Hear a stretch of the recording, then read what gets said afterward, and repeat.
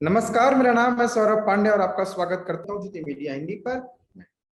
आज हमारे साथ बेहद खास मेहमान जुड़ रहे हैं। आपका नाम है अजीत भारती। वैसे तो अजीत जी किसी परिचय के मोहताज नहीं है, परंतु परंपरा के मुताबिक और औपचारिकता के नाते मैं थोड़ा सा अपने दर्शकों को पहले परिचय दे देता हूँ। अजीत जी पत्रकार हैं, लेखक हैं।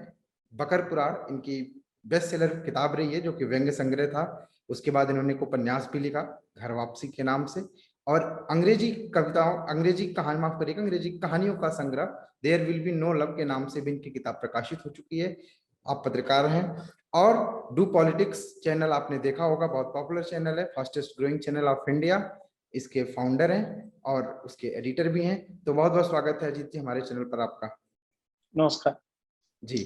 अ, वैसे तो मैं आपका परिचय देना वो चाहता था जिसके लिए आप जाने जाते हैं अपने समर्थकों के बीच में, अपने प्रशंसकों के बीच में, लेफ्टिस्टों के दुश्मन नंबर वन और प्रोपेगेंडा किलर के नाम से जाने जाते हैं। तो सबसे पहले मैं दर्शकों के तरफ से ये जानना चाहूंगा कि आप कैसे हैं, स्वास्थ्य कैसा है आपका? स्वास्थ्य ईश्वर की कृपा से थ्रू आउट द पूरे कोरोना काल में मुझे कोई समस्या नहीं हुई। ना ही मेरे घर वालों को या मेरे फ्रेंड सर्कल में भी किसी को उस तरह समस्या नहीं हुई। एक दो अनफॉर्चुनेट इंसिडेंट सबके जीवन में हुए हैं। मेरे एक स्कूल के मित्र की मृत्यु हो गई थी कोविड के कॉम्प्लिकेशन का। मेरी ही उम्र का था, बहुत अच्छा दोस्त था। तो उसके अलावा और तो मतलब वही ईश्वर की दया कृपा है कि इस तरह की महामारी में भी अभी तक बचे हुए। जी, हम उम्मीद करेंगे कि आगे भी सब कुछ सकुशल रहे, कोई भी दिक्कत ना आए किसी को भी।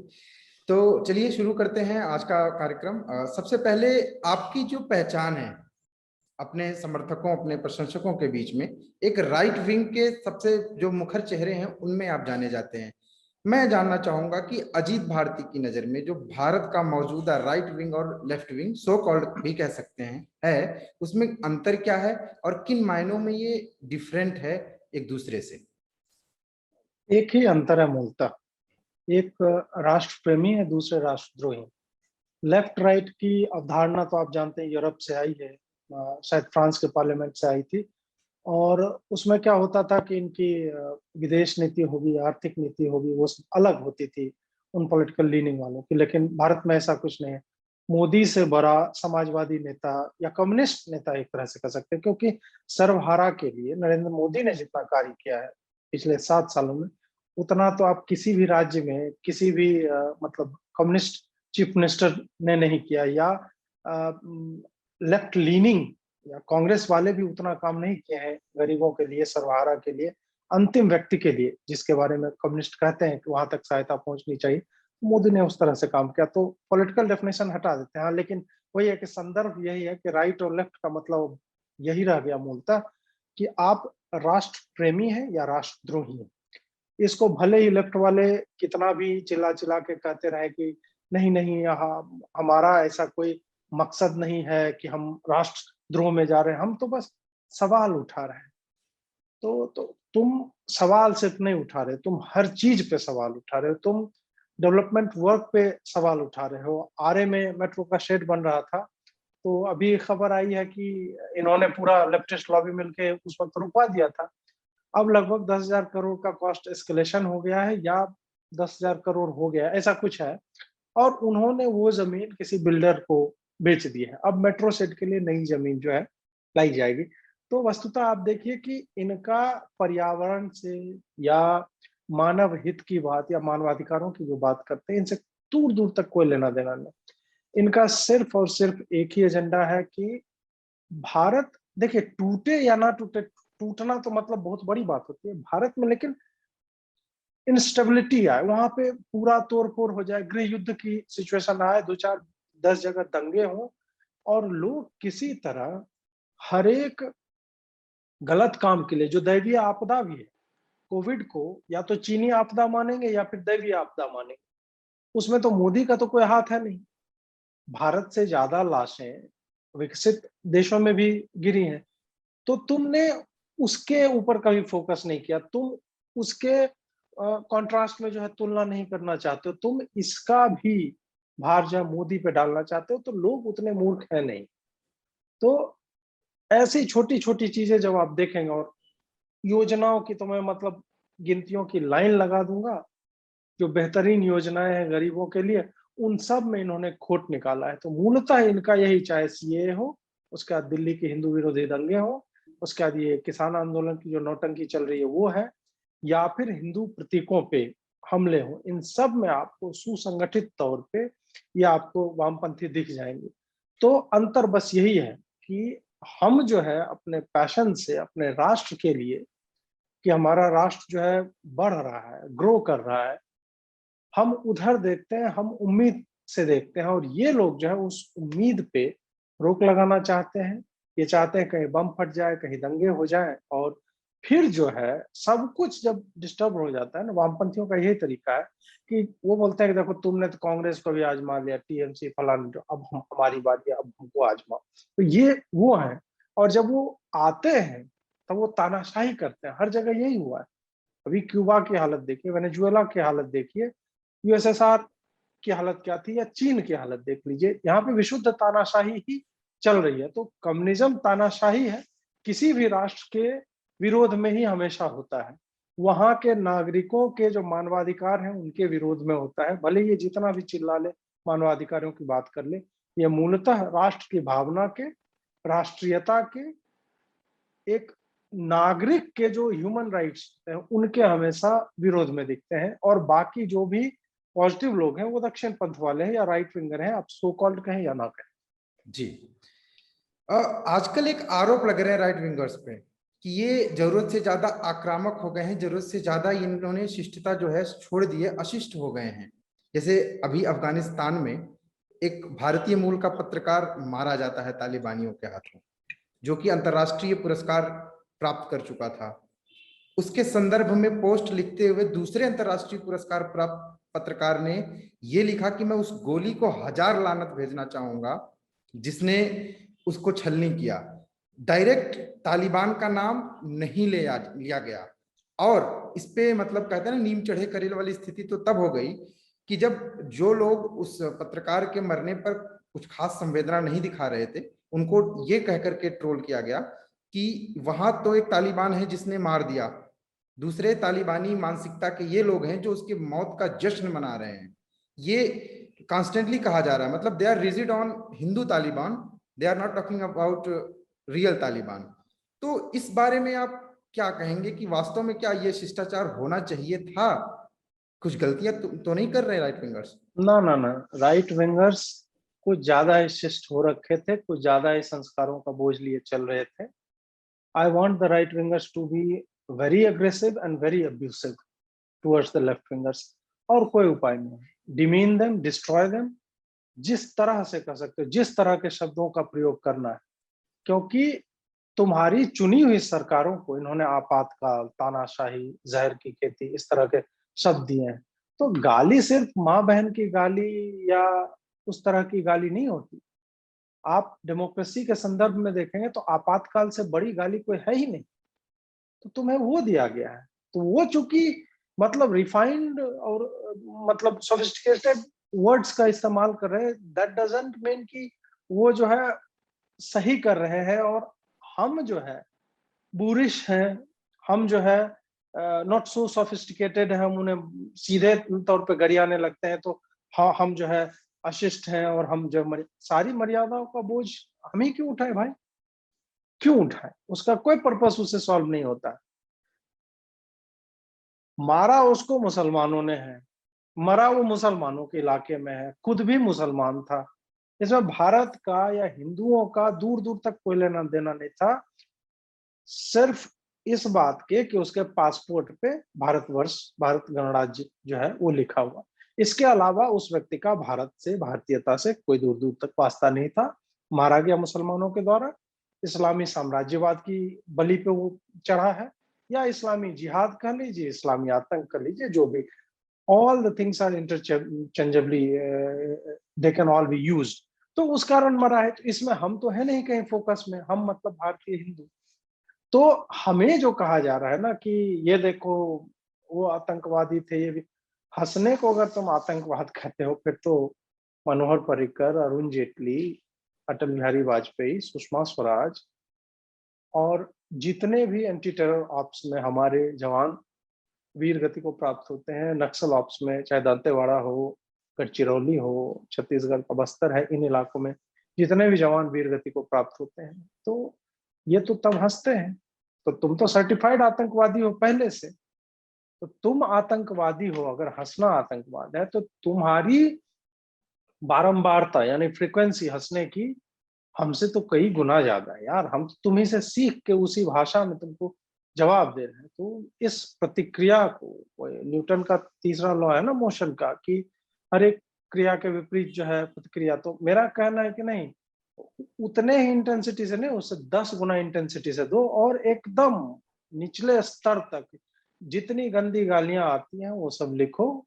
चिल रहो, गैर कानूनी काम मत करो, लेकिन हाँ एक दायरा जो है, जितनी जाहिलियत से, जितनी इंटेंसिटी से वो गरियाते हैं उससे 10 गुना तुम्हें दिखाना होगा कि तुम्हारे हृदय में ऐसे लोगों के लिए घृणा को छोड़ के और कोई भाव नहीं, मतलब कोई नेगोशिएटिंग पॉइंट हो ही नहीं सकता है, हम रिलेंट कर ही नहीं सकते। अगर कोई कह रहा है कि नहीं हमें रिलेंट करना चाहिए, या हिंदू जो है बहुत ज्यादा प्रखर हो गया है, बहुत ज्यादा एग्रेसिव हो गया, तुम्हें ये काम 15 साल 20 साल पहले करना चाहिए था, 1992 में करना चाहिए था, 1947 में करना चाहिए था, 1857 में करना चाहिए था।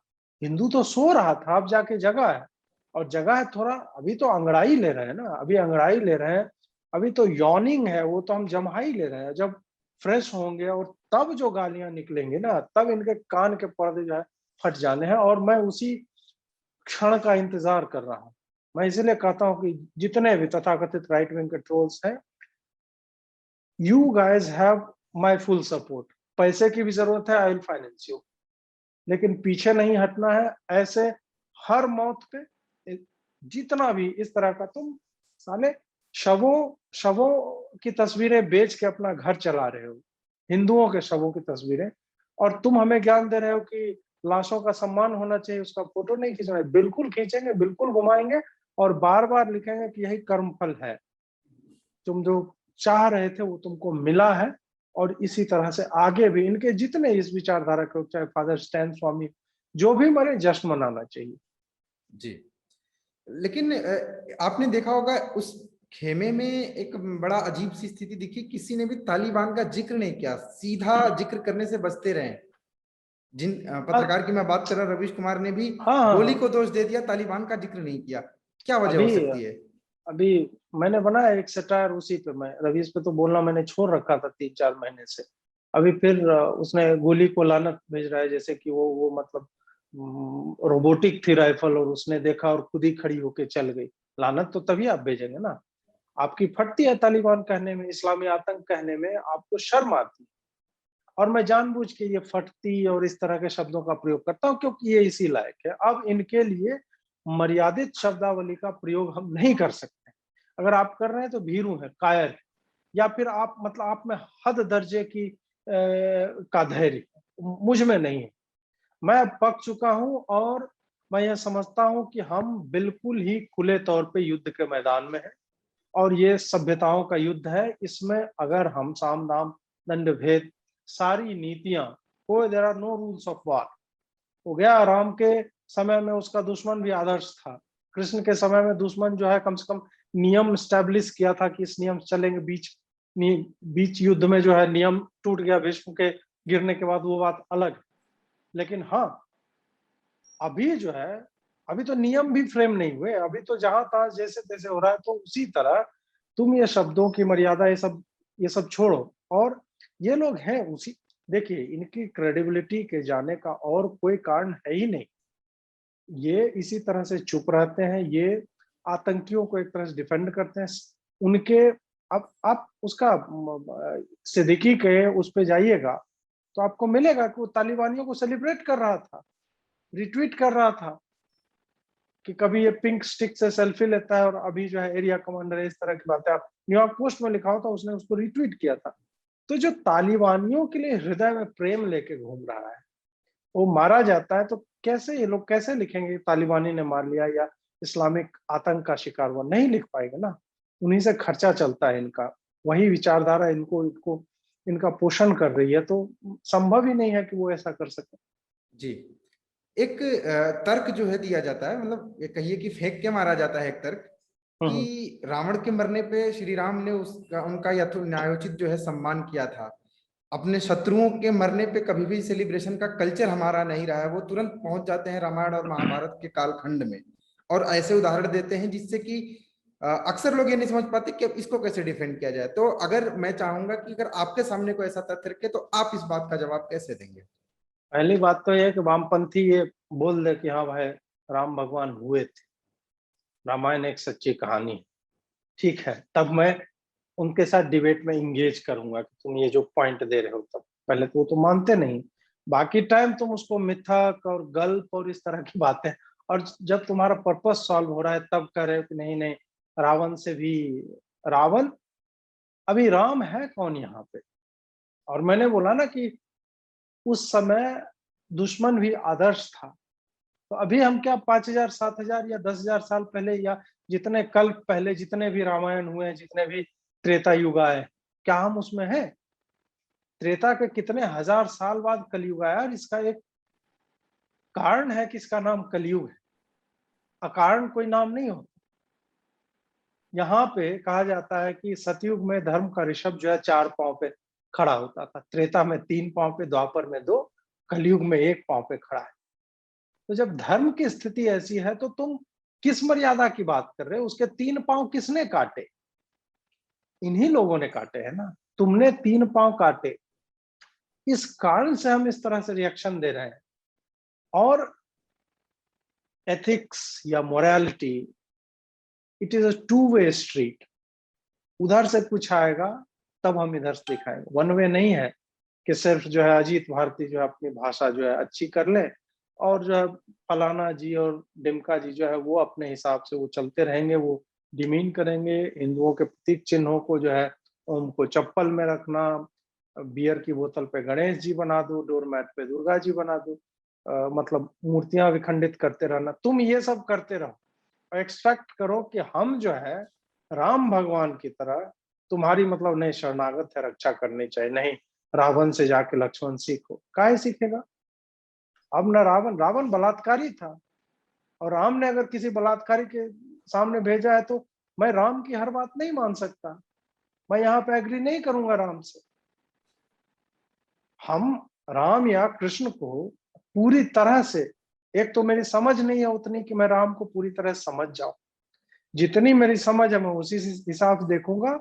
और अगर वो किसी बलात्कारी के पास भेज रहे हैं तो उनका, उनके दिमाग में पता नहीं क्या चल रहा था, लेकिन मैं जो है मैं दुश्मन के पास कभी नहीं अपने छोटे भाई को भेजूंगा। मेरा छोटा भाई मूर्ख रहे, मुझे उससे मतलब नहीं, लेकिन दुश्मन से नहीं सिखाना है, क्योंकि मैं राम के युग में नहीं हूँ, मैं कलयुग में हूँ। और संभव यह है कि अगर मैं अपने छोटे भाई को भेजूं तो उसको गोली मार देगा वहीं वहीं पे, वो मरता मरता भी 2 4 छुरा मार देगा। रिंकू शर्मा की पीठ में 8 इंच का डैगर घुमाया था ना, तो हम उससे मतलब उसके पास भेजे अपने छोटे भाई को ज्ञान सीखने के लिए। और मर्यादा की बात है, मर्यादित तुम पहले बनो तो यार, उसके बाद हम डिबेट में आएंगे। पहले तो इंगेज ही नहीं होना चाहिए, जो भी इस तरह की बातें करता है उसको पहले बोलो कि मानो, पहले बोलो जय श्री राम, घर में मूर्ति लगा, पूजा पाठ करो, स्थापित करो, उसके बाद हम डिबेट करेंगे कि राम ने जो किया था वो हमें करना चाहिए या नहीं। जी। अजीत जी, आप कहते हैं कि इनका जिस तरीके से हो यथासंभव इनका विरोध होना चाहिए हर स्तर पर, हम्म। लेकिन कुछ कैबिनेट मंत्री जैसे अनुराग ठाकुर जी हमारे नए नए आईटी मिनिस्टर बने, हम्म। इन्होंने बाकायदा उसी सिद्दीकी के लिए एक बढ़िया से ट्वीट किया, बहुत अच्छे तरीके से संवेदनाएं व्यक्त की, और एक तरीके से अगर उसका सार समझा जाए तो उन्होंने बहादुर करार दिया कि एक बहादुर पत्रकार की जो है मृत्यु हुई है। हालांकि और किसी सरकारी मंत्री की तरफ से ऐसा ट्वीट नहीं देखा गया, परंतु उनका आया। और इस बात पे बहस इसलिए भी होनी चाहिए क्योंकि वो आईटी मिनिस्टर हैं, जिनसे ये उम्मीद की जा रही थी कि वो ट्विटर और बाकी इस तरीके की जो गतिविधियां देश के अंदर हो रही है सोशल मीडिया के माध्यम से, उस पर लगाम लगाएंगे शायद। तो इस बारे में क्या राय रखते हैं आप, मतलब क्या सोच देखिए, के लोग ऐसा करते हैं? वो ट्वीट शायद अनुराग ठाकुर जी ने नहीं किया है। वो ट्वीट मतलब जो भी सांसद या मिनिस्टर होते हैं तो उनकी एक टीम होती है सोशल मीडिया पे, उसमें एक वामपंथन है जो उनका ट्विटर जो है हैंडल करती है। तो एक तो रीजन ये है कि उसने बिना पूछे हो सकता है कर दिया हो। दूसरी बात, जब आप मिनिस्टर हो जाते हैं या चीफ मिनिस्टर या आप एक एक ओहदे पे पहुंच जाते हैं, तो आपके पास दो विकल्प होते हैं। एक है कि इग्नोर कर दो, ऐसा कुछ हुआ है तो मैंने रजिस्टर ही नहीं किया। दूसरा, अगर लिखना ही पड़ा तो आप गलत तो लिख नहीं सकते हैं। आप क्या लिखेंगे? मंत्री थोड़ा लिख देगा अजीत पार्टी की तरह कि नहीं नहीं सही हुआ, जस्ट मनाना चाहिए और वामपंथियों को फेल। ये तो मंत्री नहीं लिखेगा ना, तो it is not expected from him. तो उन्हें इग्नोर करना चाहिए था और उनके हैंडल से ऐसे मतलब ऐसे लोगों को तरजीह देने की कोई आवश्यकता नहीं थी। और खास करके वही है कि मंत्री हैं और 75 तरह के काम होते हैं इन लोगों को। ये नहीं जानते कि सोशल मीडिया पे किसने कब क्या लिखा था, और रॉयटर्स की इमेजेस जो चिताओं की ली थी वो इसी लड़के ने ली थी। तो उनको लगा हो कि हो सकता है कोई मर गया अपने देश का था, तो वैसे भी सबका विश्वास जीतने में भाजपा लगी हुई है, तो उसी लाइन पे हो सकता है हो रहा। बाकी वामपंथियों से स्वीकृति की उम्मीद तो भाजपा के मतलब टॉप लीडरशिप से लेकर बॉटम तक तो है ही, वो तो दिखता ही रहता है। तो ये कोई नई बात नहीं है, सारे मंत्री भी कर देते तो मुझे आश्चर्य नहीं होता। जी अजीत जी, एक बात पे मैं आपकी प्रतिक्रिया चाहूंगा, क्योंकि आपकी प्रतिक्रियाओं को लोग बेहद संजीदगी से सुनते हैं। थोड़ा सा विषयांतर हो रहा हूं, माफ करिएगा, लेकिन जरूरी मुद्दा है। हम्म, मुनव्वर राणा का स्टेटमेंट, अभी सबसे ताजा स्टेटमेंट आया है कि यदि योगी आदित्यनाथ उत्तर प्रदेश के दोबारा मुख्यमंत्री बनते हैं तो मैं हम्म। प्रदेश छोड़ दूंगा। देश का वो दुनिया छोड़ दे, हु केयर्स। मुनव्वर राणा मतलब केयर कौन करता है कि वो क्या बोल रहे हैं, वो कहाँ रह रहा है, किसको पड़ी है, वह तुम हो कौन? जहर बुझा हुआ तीर है मुनव्वर राणा। या उसकी बेटी का बयान देखिए ना, और उसका सुनिएगा, ट्वीट सुनिएगा, सीए के टाइम में ट्वीट उसने शेयर क्या मारा था, हम तुम्हें नामर्द कहते हैं, सत्ता को उसने नामर्द कहा था। और उसके बाद एक जगह लिखा था कि मतलब हाँ वो कुछ इस तरह से, वो ये लोग कुमारी में है ना कि 800 साल हमने राज किया था इस टाइप। भले इनके बाप दादा जो है कन्वर्ट है और डर के मारे जो है अपना पजामा छोटा करवा लिए, उस टाइप के लोग ये लोग हैं। और इनके अरमान जो है कि नहीं हम तो रूल कर रहे थे भारत को। तो इस तरह के ट्वीट्स इन्होंने जहर बुझे उस समय भी लिखे थे कि मेरा बाप जो है तुम्हारे लिए ये किया करता था। सोनिया के लिए चालीसा लिखने वाले लोग। माँ की नज्म जो इनकी सबसे ज्यादा फेमस है, वो चोरी किया शायद आलोक चतुर्वेदी है कवि एक, उनका चुराया हुआ। तो इस आदमी के पास अपना है क्या? मुंह में लगता है कि एक नींबू रख के और दिन भर गुटखा खाता है। मतलब न शक्ल अच्छी है। और मैं बोलूंगा क्योंकि ये घृणित लोग हैं, इसलिए मैं शक्ल पे भी जाऊंगा। और इसमें जितने डिफॉर्मिटीज है, मेंटल तो है ही, फिजिकल भी है, मैं सब पे बोलूंगा। चाहे मुझे मतलब किसी तरह कोई भी इज्म उज्म लगा के बॉडी शेमिंग कर रहा है, जो भी है, मुझे उससे फर्क नहीं पड़ता। ये लोग हैं उसी लायक हैं। और मुनव्वर राणा देश छोड़ दे, दुनिया छोड़ दे, बंगाल की खाड़ी में चला जाए, nobody gives a shit about him. Who is he? जी, इसी मुझे लगता है आप इतनी बेबाकी से अपनी बातों को रखते हैं, इसी वजह से लेफ्टिस्टों के सबसे ज्यादा निशाने पे आप ही रहते हैं। और स्वरा भास्कर जैसी कोई भी सेलिब्रिटी कोई मौका नहीं चूकती हैं आपसे भिड़ने का। पिछले दिनों ट्विटर पे सबने देखा कि आपका उनका वास्तव में मुद्दा क्या था, वो थोड़ा सा हमारे दर्शकों को अगर। अरे वो एक ऐप था सुल्ली डील्स करके, जी। और उस पे था कि शायद मुस्लिम लड़कियों की तस्वीरें जो है और उनके आईडीज, मतलब ट्विटर के आईडी जो है वो ओपन सोर्स में करके किसी ने पब्लिक किया हुआ था। और वो किसी पॉपुलर जगह पे नहीं, गिटहब पे था, ना प्ले स्टोर पे था ना आईओएस पे था, किसी ने ऐप बनाया था। उस पे किसी लड़की ने लिखा कि देखिए सुल्ली डील्स ऐप बन गई, ये वो। तो मुझे पता नहीं था कि सुल्ली होता क्या। तो मैंने लिखा कि भाई मुझे नहीं पता कि सुल्ली क्या होता है, लेकिन अगर कुछ एआई पावर्ड है और कम्युनिटी ड्रिवन है और मैं फ्री सॉफ्टवेयर का समर्थक रहा हूँ, तो जो भी है मेरा इसको समर्थन है। मैंने ये लिखा। उसके बाद क्या हुआ कि इन वामपंथियों को मौका मिल गया कि मैं जो है मुस्लिम लड़कियों की वेश्यावृत्ति और उनकी नीलामी, ऑक्शन को अपना समर्थन दे रहा हूँ इस तरह से। तो ये कहा कि इन्होंने खूब घुमाया। हुआ घंटा कुछ नहीं हुआ, इसलिए भी कुछ नहीं कि एक तो ये फर्जी बात थी। मेरा जो स्क्रीनशॉट वो लगा रहे थे उसमें वैसा कुछ था नहीं। वैसा कुछ होता तो मैं जेल में होता। तो एक तो ये बात है। और दूसरा ये है कि ये क्या सुल्ली डील्स और मुल्ली डील्स और लुल्ली डील्स ये सब पे करेंगे। इनका मैंने कल ही एक वीडियो बनाया है, परसों बनाया है, अगर ये संडे को आप लोग देख रहे हैं तो उसमें जाके देखिए टेलीग्राम पे किस तरह के ग्रुप्स हैं। हिंदू मुस्लिम बुल्स, हिंदू मुस्लिम तलवार, हिंदू मुस्लिम स्टड्स और कुछ ऐसे घृणित शब्द हिंदू लड़कियों और बच्चियों के लिए जो आप सोच नहीं सकते हैं। उनके बाकायदा रूल्स बने हुए टेलीग्राम पे कि आप आइए और तुरंत आपको जो है नेम, सेक्स, लोकेशन ये शेयर करना पड़ेगा, आपको तस्वीरें डालनी होगी हिंदू लड़कियों, कम से कम दिन में 4-5 मॉफ्ट इमेजेस यूज होती हैं। तो ये लोग जो चिल्ला रहे हैं ना, स्वरा भास्कर या जो भी इनका गैंग है कि मुस्लिम बच्चियों के साथ हो रहा है, ये विक्टिम प्ले करना जा, इनके लोगों के और मुसलमानों के तो सैकड़ों ग्रुप्स हैं और एक ऐप पे नहीं है। टेलीग्राम पे खाली हिंदू गर्ल्स लिख के आप खोजिए, आपको ग्रुप्स मिल जाएंगे। सारे ग्रुप्स वैसे ही लड़कियों के अश्लील इमेजेस मॉर्फिंग करके डालते हैं, उसके बाद फिर ब्लैकमेलिंग होती है बच्चियों की। तुम लव जिहाद जैसा कोड जो है समाज में फैल रहा है, तुम उसको डिफेंड कर लेते हो, तुम उस पर या तो चुप हो जाते हो, बोलते नहीं ये तो प्रेम है। जो एक्चुअल में जमीन पे हो रहा है तुम उसको, मतलब उस अपराध को, नाबालिगों को भगाना, उसका गैंग रेप करवाना अपना घर में, अपने बाप से, अपने चाचा से, भाई से, अपने दोस्तों के साथ काट के फेंक देना, न्यूमरस एग्जाम्पल्स। तुम वहां तक जो है तुम्हें बड़ा मजा आ रहा है, हाँ हाँ है ये हिंदू लड़की, काफिर की लड़की मर रही। और जब कोई एक ऐप बनाता है जिसका कोई मतलब नहीं है, वैसे ही किसी ने फन में बनाया होगा जो भी है, वहां पे तुम्हें जो दुख हो गया, कह रहे अरे देखो तो हमारी नीलामी हो गई। तो ऐप पे फोटो खाली कोई डाल रहा है, और वो भी कोई फोटो, मतलब फोटो भी नहीं, ट्विटर का खाली हैंडल वहां पे डाला जा रहा है, दैट्स इट। और उसमें भी हमें ये भी नहीं पता कि मुस्लिम लड़कियां वहां खुद ही रजिस्टर कर रही थी कि किसी ने जुटा, नोबडी नोज। लेकिन इन्होंने बना लिया कि नहीं नहीं नहीं, बताइए कि भाई वेश्यावृत्ति हो रही है, अल जजीरा तक, मतलब बीबीसी ये सब कवर कर रहे हैं कि इंडिया में तो ये चल रहा है।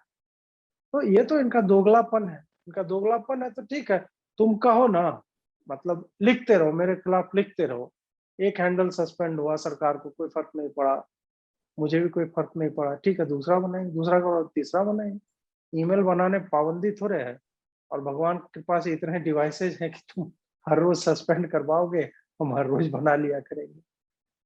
जी अजीत जी, आप इन्हीं मुद्दों पर लगातार मुखर रहते हैं और ये शायद आपका जो अंदाज है आपके दर्शकों को बेहद पसंद आता है। उम्मीद करते हैं हमारे दर्शक भी आपके इन बातों से, आपके इन जवाबों से काफी हद तक संतुष्ट हुए होंगे और उनको समझ में आई होगी कि क्या कुछ चल रहा है देश के अंदर, किस तरीके से कुचक्र रचा जा रहा है और इनका जवाब कैसे देना है। तो दर्शकों से हम निवेदन करेंगे कि हमारे कमेंट बॉक्स में जरूर बताएं कि अजीत जी से ये बातचीत कैसी लगी, और आगे भी अपने दर्शकों से हम ये बताएंगे कि इस तरीके से जो भी मुद्दे होंगे हम अजीत जी से कोशिश करेंगे कि वो समय समय पर आए और हमारे दर्शकों का मार्गदर्शन करते रहें। तो बहुत बहुत धन्यवाद आपका हमारे चैनल पर आने के लिए। जी जी, आभार। Namaste. Please remember to subscribe to us and switch on the notifications for this channel. For our other social media links, more content, and to support our work, please visit citti.net. Dhanyavad. Namaskar.